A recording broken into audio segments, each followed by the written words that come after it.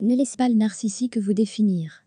Tout ce que vous obtiendrez d'eux est une distorsion biaisée de votre perception, des mensonges sans fin et de l'abus émotionnel.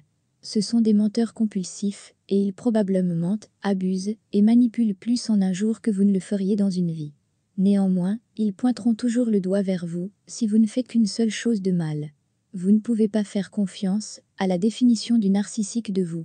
Ce qu'ils disent de vous est généralement très différent de la façon dont ils vous perçoivent en réalité. Ils veulent que vous pensiez que vous n'êtes pas bon. Certains narcissiques sont tellement pris dans ce déni qu'ils le croient réellement. La perception des narcissiques est déformée et inexacte. Comment pouvez-vous faire confiance à la perception de quelqu'un qui vous maltraite et vous manipule? Comment pouvez-vous faire confiance à la perception de quelqu'un qui vous dévalue? Comment pouvez-vous faire confiance à la perception de quelqu'un qui fait tout cela et n'y voit rien de mal? Ils ne sont pas source crédible pour juger, critiquer ou vous valoriser en aucune façon. Vous devriez donc vraiment arrêter de croire en eux. Une fois que vous enlevez cette croyance, ils vont trouver très difficile de vous maltraiter émotionnellement. Une personne qui croit en sa propre valeur est difficile pour un narcissique de casser. Et c'est potentiellement la meilleure défense contre eux. En étant une personne de haute valeur, vous pouvez toujours devenir une menace pour eux. Ils ont un complexe d'infériorité. Ils reconnaissent en vous de la valeur, de l'estime et du respect de soi. Puis ils réalisent qu'ils n'ont pas ces qualités.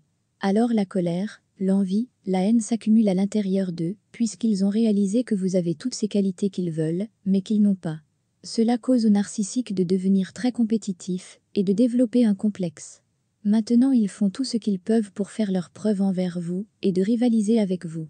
Mais l'estime de soi est censée provenir de l'intérieur, voilà pourquoi il y a le mot soi dans l'expression estime de soi.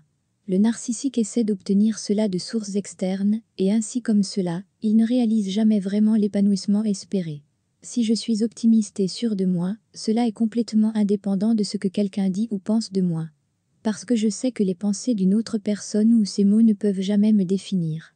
Si quelqu'un me complimente, ce compliment ne me définit pas non plus, bien que cela puisse renforcer ma confiance et améliorer mon humeur. Et cela est acceptable. Mais ce sont mes pensées qui définissent la personne que je suis. C'est ma perception de moi-même, qui est indépendante de toute autre vue de moi que quelqu'un puisse avoir de moi. Qu'il soit narcissique ou non. Regardez à l'intérieur et percevez qui vous êtes en tant que personne. Identifiez vos qualités, bonnes ou mauvaises, puis demandez-vous quel genre de personne ne trouverait pas ces qualités attrayantes. Peut-être quelqu'un qui est plein de haine de soi et envie les gens. Ce type de personne pleine de haine de soi n'aime pas ceux qui ont de l'amour de soi. Il y a une vieille citation qui dit que la misère aime la compagnie, et cela ne pouvait pas être plus vrai. Les gens qui se détestent sont attirés par les gens qui se détestent. Le syndrome du magnétisme humain indique que les narcissiques et les codépendants sont attirés les uns vers les autres. Les deux types ont des troubles liés à la haine de soi, ce qui signifie que si vous êtes dans une relation avec un narcissique, vous vous détestez probablement. Je sais que c'est une vérité difficile à accepter, mais l'acceptation est la clé de l'apprentissage pour vous guérir, et ce, en pratiquant l'amour de soi. Car peut-être que vous n'aviez pas la haine de vous-même avant de rencontrer le narcissique. Mais en utilisant la technique de la dissonance cognitive et d'autres tactiques de manipulation, le narcissique a réussi à changer le fondement de vos croyances, de vos valeurs et de vos principes. Ainsi que la confiance en vous-même, votre assurance et d'autres bonnes qualités que vous aviez avant que le narcissiste fasse son travail sur vous. Et c'est ce qui les a attirés vers vous. Une personne avec une telle assurance et d'une grande valeur finira vraiment par provoquer un narcissique juste en étant en leur présence. Cela les enjoint à attaquer. Mais le narcissique apprend au fil du temps que s'ils attaquent au début, ils vont vous perdre. Donc ils vous font croire que vous avez vraiment ces mauvaises qualités et une partie d'entre eux y croit. Mais quand ils se rendent compte que ces qualités ne peuvent pas être les leurs, c'est là que vous devenez l'ennemi pour eux. Ils commencent à vous détester et à devenir très envieux de vous. C'est comme s'ils aimaient tellement quelqu'un et qu'ils les admiraient tellement que cela se transforme en haine. Un quelconque petit signe de votre progression ou accomplissement ne fait qu'alimenter la haine, la colère et l'envie de vous détruire. Vous êtes un niveau au-dessus d'eux, si naturellement qu'ils doivent vous faire descendre. S'ils vous voyaient vraiment comme étant en dessous d'eux, pourquoi est-ce qu'ils perdraient leur temps à vous manipuler ou vous abuser? Les narcissiques sont provoqués par des gens qui croient en eux-mêmes, ils sont provoqués par des personnes qui sont des gens optimistes, qui disent oui quand tout le monde dit non, des gens qui veulent toujours essayer, quand tout le monde a abandonné. C'est la raison pour laquelle c'est un élément déclencheur pour le narcissique. C'est parce que ça leur rappelle tout ce qu'ils ne sont pas, et ce déclencheur les conduit alors à l'abus et la manipulation. C'est un mécanisme d'adaptation de leur misère, c'est également un mécanisme de défense, parce qu'en essayant de progresser et d'être heureux, c'est comme si vous les attaquiez. La raison pour cela est que vous êtes en train de leur montrer tout ce qu'ils ne sont pas. Ils n'essaient pas de progresser, et ils ne sont pas heureux. Ils ne peuvent pas accepter la responsabilité de leurs propres émotions ou leur comportement. À la place, ils essaient de projeter leurs émotions sur vous, et attendent de vous que vous vous les appropriez, car ils ne peuvent pas s'approprier leurs propres pensées, croyances ou émotions. Cela est définitivement causé par de la maltraitance pendant l'enfance, de la négligence ou d'autres expériences traumatisantes. Et bien qu'ils n'aient pas choisi de développer ce trouble, au début ils avaient le choix de garder ou non ces expériences traumatisantes. Et c'est ce qui les a déséquilibrés et les a conduits à être en désaccord avec eux-mêmes. Si vous n'êtes pas en harmonie avec vous-même, comment pouvez-vous être en harmonie avec quelqu'un d'autre? Ils sont encore plus en désaccord avec les gens qui sont en harmonie avec eux-mêmes. Ils détestent le fait que cela leur renvoie une image de tout ce qu'ils ne sont pas, mais aimeraient être, et bien qu'ils n'aient pas choisi de développer ce trouble au début, ils avaient le choix de le garder ou pas. Il y a une danse manipulative entre vous et le narcissique, ça vous affaiblit et vous rend fou. Et ils le font pour que les gens vous voient dans votre pire état. Ils savent déjà à quel point vous êtes génial quand vous allez bien.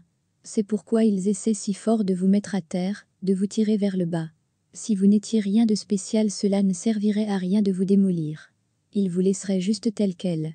Le narcissique doit vous manipuler et vous contrôler tout le temps pour vous empêcher d'afficher votre vrai vous-même. L'une des plus grandes craintes des narcissiques est que le monde voie leurs victimes dans leur vraie version d'eux-mêmes.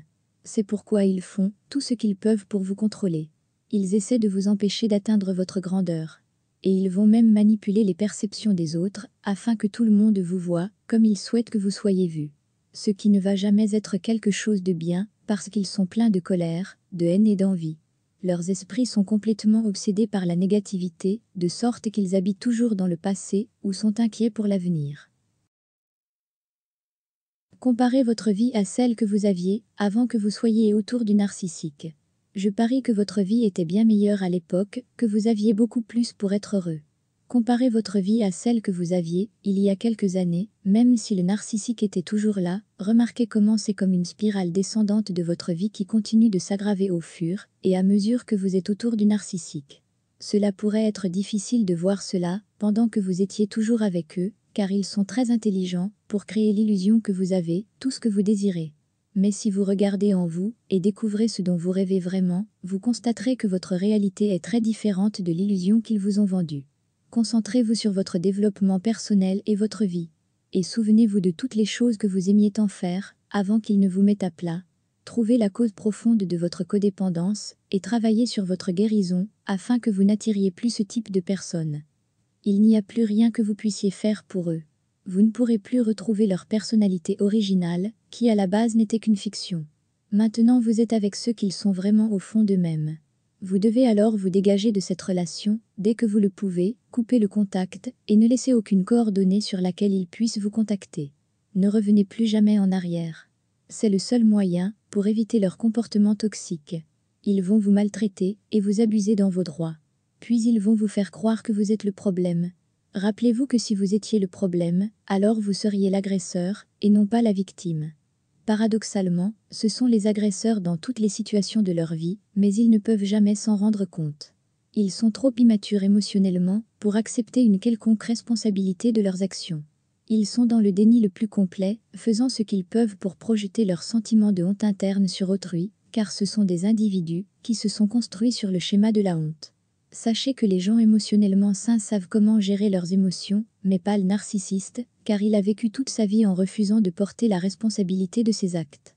Il ne se remet pas en cause intérieurement, et préfère faire porter le blâme et la responsabilité sur autrui. S'ils n'acceptent jamais la responsabilité de leurs actions, ils ne pourront pas apprendre de leurs erreurs, et ainsi grandir, et se développer, comme tout être humain. C'est la raison pour laquelle vous ne devez plus avoir de faux espoirs à leur sujet, car ils n'ont aucune volonté de changer. Donc réalisez que vous n'avez pas affaire à quelqu'un, comme vous et moi, qui est capable de comprendre, et de raisonner, et de prendre des résolutions. mais au contraire avec un individu qui veut causer le chaos et la destruction en jouant à la diva. Le narcissiste ne cherche pas la paix, il ne veut pas votre bonheur, et il ne veut pas non plus s'inscrire dans une dynamique de compréhension mutuelle. Si vous voulez, quoi que ce soit de tout ça, vous l'auriez déjà vu depuis le temps. En espérant que cela puisse vous éclairer un peu, et que cela puisse vous éviter de tomber dans leur piège, ou d'en sortir, si vous êtes en ce moment dans une relation avec un narcissiste. Courage à vous, et souvenez-vous toujours qu'il est toujours possible de s'en sortir. Personne n'a été créé pour vivre dans une impasse. N'hésitez pas à vous abonner à ma chaîne pour me soutenir.